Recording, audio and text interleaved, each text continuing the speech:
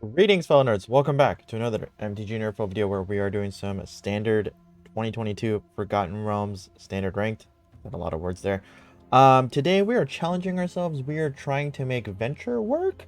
Yeah, this mechanic went and is probably going to disappear very quickly. I had a discussion with a friend. They might bring this back when we return to Amonkhet, which I think they did say they were going to do.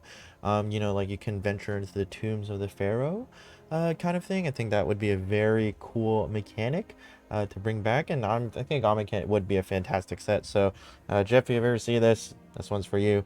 So I kind of wanted to see if we could make this work in standard, and wanted to do a twist with it by throwing in blue, which is very odd for me. I don't really delve into blue too often. So we're going for a full ham Grixis. It's gonna be interesting, let's put it that way. I'm excited to try this out and very nervous. We'll see if we can even cinch one victory, and the power that is really just the gold span slash treasure meta right now. Ugh. So if you want to see more stuff like this, be sure to subscribe, hit that thumbs up, hit that notification bell. Helps you find me a little bit easier in the future.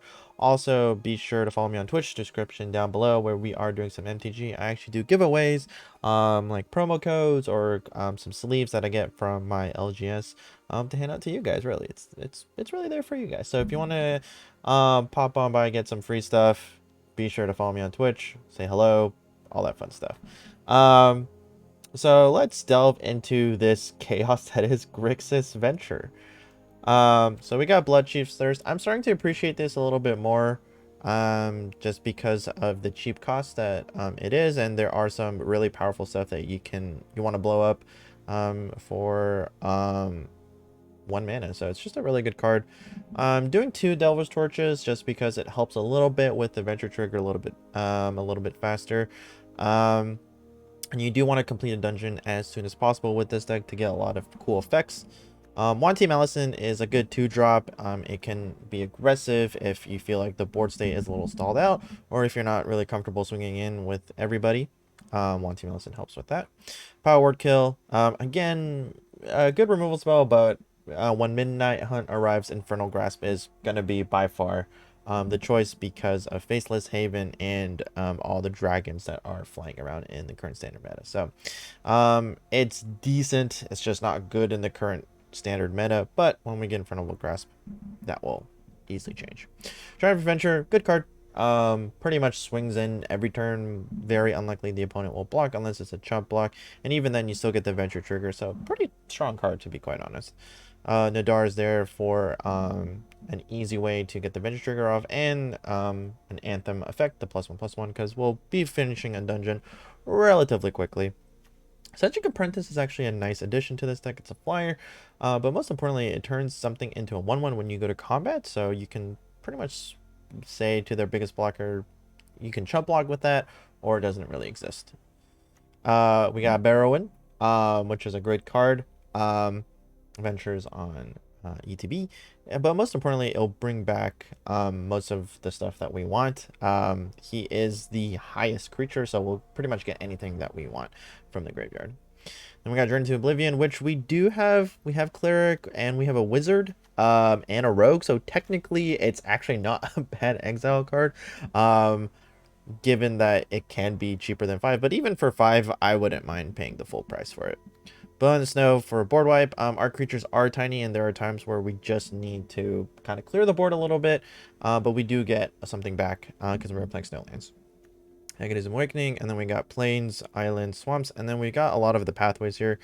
2 of the Henge Gates for the Bright Claim, and 4 of the Clearwater pathway. You could also play, if you're kind of on a budget and you want to bring this into a paper format, you can play with the dual lands from Strixhaven, which I think are just fine. You can play them tap turn 1 and turn 2, or you just reveal a basic land of that type in your hand. I think they're called fast lanes, if I'm not mistaken. They're not called fast lanes. I forget what they're technically called, or what the community likes to call them. This hand is okay, so I'm gonna go ahead and just roll with it for now. So something I like to do is, although it's very tempting to play Agadoom's Awakening type, I like to wait just a little bit. We have our basic lands. It's actually better for us to kind of just play those out first. Oh, okay. So we're going to play our awesome adventurer here. Get a good aggressive start. So originally I was going to play this as just Orzhov white-black, but I realized that I kind of restrict myself in a lot of ways that I don't necessarily want to. And adding blue gives me a little bit more aggression, which is kind of weird. You would never expect that. But yeah, kind of works out. Okay. So I'm tempted to slam the apprentice, but I actually like this play here. Just because I don't know if he's doing some sort of life thing, and I still get to put on the Delver's Torch.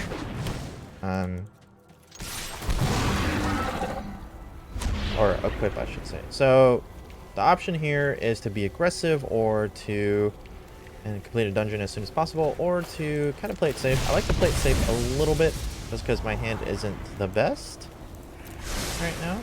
I don't necessarily need a land. Honestly, again, we're doing great, and putting a +1/+1 counter on a creature could be really solid. So even though we're slowing Eccentric Apprentice down, I think guaranteeing kind of playing a card that we actually want, pretty good. Okay, so our opponent can chump block. Oh, he doesn't opt to chump block. I don't know if he realized he could do that, but I will take it. That's nice for me. Pretty solid. And I'm probably going to end up playing Agadoom's Awakening as a land tapped. Alrighty. Not a bad card. No need to equip quite yet. I don't think I need to create a treasure by any means, so we'll just go ahead, play Goblin. I could be wrong, maybe I did need that treasure. I'm not entirely sure, but... Oh, so I actually misstepped here. What I should have done is I should have played the... Sometimes you do need to break out of habits a little bit. You know, it's very tempting to like just wait till combat to play stuff, but calculating your moves is pretty important here.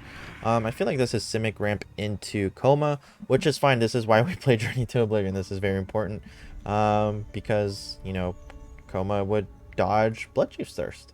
But if we can land a Journey into Oblivion, all the better. Looks like he probably has an Auron's Epiphany would be my best guess. Okay, I don't mind that too much. Let's just go ahead. The reason I didn't equip here, I don't want to see what our opponent does. See if we want to respond with the Bloodchief's Thirst in the future. Alright, so it turns out we should have just done it anyway. But we did complete the dungeon, so we do get the Eccentric Apprentice ability online. So I've kind of missed a potential 2 damage and another adventure trigger, so a bit of misplays on my part, and it could cost me, but maybe not quite yet. Oh, Cyclone Summoner. That's amazing. I do have a wizard, so that was kind of funny. So that kind of worked out, surprisingly, in a weird, funky world. When it plays for black. I'm going to choose to destroy. Just because I get the feeling a Coma might be coming. Just a thought. Nope, I don't really want to target something. And it becomes a 7/7 back on his turn anyway. So I guess Eccentric Apprentice has a lot more uses than I originally thought, which is pretty nice. Not something I expected. But hey, it worked out. I did lose the Goblin though, which is a bit of a bummer, but there is the Auron's Epiphany, which I suspected. I was gonna turn... Well, I guess the bird turns into another bird. I don't know how this works, but hey. This is an interesting scenario that we're in. We can Agadoom's Awakening. Aha! As I suspected, the Coma is here. That's kind of a card that's been appearing a little bit more often. So I'm gonna go ahead and just say no. Okay. I guess I really don't care. You're a bird once again? Question mark. So I'm gonna attack with both because I have Agadeem's Awakening, which is pretty nice. I could scry once again. I'm gonna be a little bit more aggressive here. I'm just gonna try and put the pressure on as much as I can. Alright, opponent opts to just trade for everything. Again, that's fine. I don't mind as much solely because of the Agadeem's Awakening in my hand, which I can cast for 3, which does get our Eccentric Apprentice back. So again, Journey to Oblivion, it's not the best, but it certainly works given the current format. I do believe that there was, I don't know if it's Channel Fireball, there was an article from one of the bigger websites that did talk about Coma coming back. Simic Ramp is a very strong possibility. And given that there's probably going to be some pretty decently good stuff from Green Id Midnight Hunt, could still stick around. Okay, sure. That doesn't bother me too much. Okay. What kind of does suck though is that I've been a little short on white mana.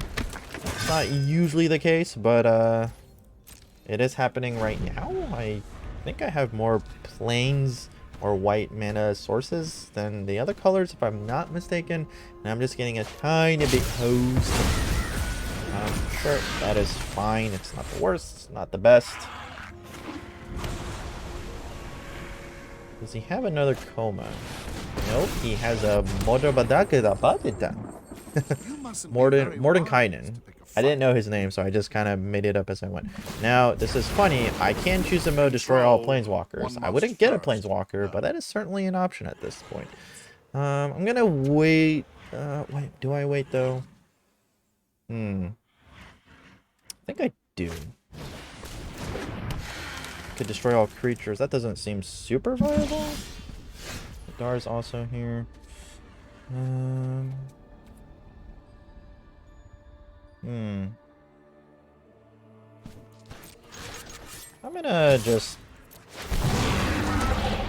gonna say discard a card or lose 2 life. I like my hand. Actually, do I need the Devil's Torch? Well, I'm at 19. I think I'm okay in terms of life. This is a very long match. This is... Oh, opponent opted to discard here. Okay. Sure.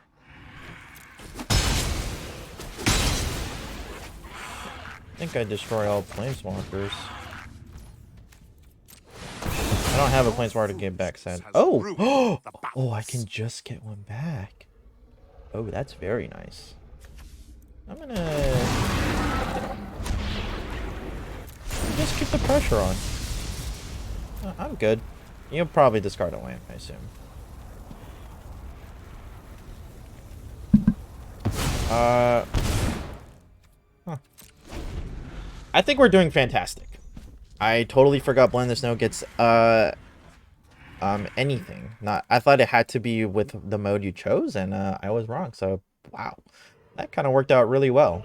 Now those dual lands are gonna be a little painful here, not gonna lie. It's gonna be kind of painful, but I think we'll be all right. I think we'll just... Jesus, is this his third Auron's Epiphany? My goodness. My goodness, sir. How many Auron's Epiphany do you need to try and win the game? My goodness, sir. Can you not? This is I've missed my second white mana. He's played 3 Auron's Epiphany. My goodness, this is painful. I am not enjoying what is happening. All right, big dude coming in, taking almost half my life. My goodness, this, you know, the game is certainly trying to help our opponent a little bit, I would say, but I think we're holding on just fine. Listen, again, this isn't meant to be the top tier deck, but if we're about to beat Simic Ramp, I don't know. Maybe we got some hope here. All right, we're gonna have some fun here. We're gonna create a Death Touch God. Sounds fun, right? You can turn back into a bird. I guess it's the same bird. I'm gonna go ahead and make the trade here. The likelihood... Oh, he opted for chump block mode. Okay, I'm totally cool with that. What's the ward on this? Ward 3? Ooh, I do not have Ward 3. But I can trade with a Death Toucher, which is pretty nice here. What's actually really good about this is that I can trade with either creature lane that's about to be pretty ginormously huge. I can even hold back another Death Toucher that he doesn't know about. He chooses to be aggressive. All right, I'm game for that. Is he gonna give it like protection from black? Is there a card that does that? All right, I will most certainly offer the trade though. Not only does he lose a land, but it's a problematic creature that I can't really deal with super well if I'm being totally honest, or he doesn't know that. So we'll take it. We are holding on very well here. I could even Academ's Awakening. It doesn't seem that useful personally. I'll go ahead and just... You can be a bird, I suppose. You can... You're a 1/1 bird. I'm gonna... you know what? I'm a little concerned about my life given the current status, so I'm just gonna wait it out just a tad bit. I will, you know... He's in chump block mode, and he's running out of options. I think we're doing great. I think we are doing fantastic. We still have not drawn our second white source, and it doesn't matter. Like, we are just holding on for dear life. I'm about to Power Word kill this layer of a Hydra. Great card, by the way. I do suspect the card will go up if mono green gets any better, which it usually does in some form or another. So, or really any green iteration. So, he's trying to make this guy super big. I'm okay with that. That means he's running out of spells. Not to mention that we have a Death Toucher, even if our kill spell gets countered. So, maybe this deck's a lot better than I thought.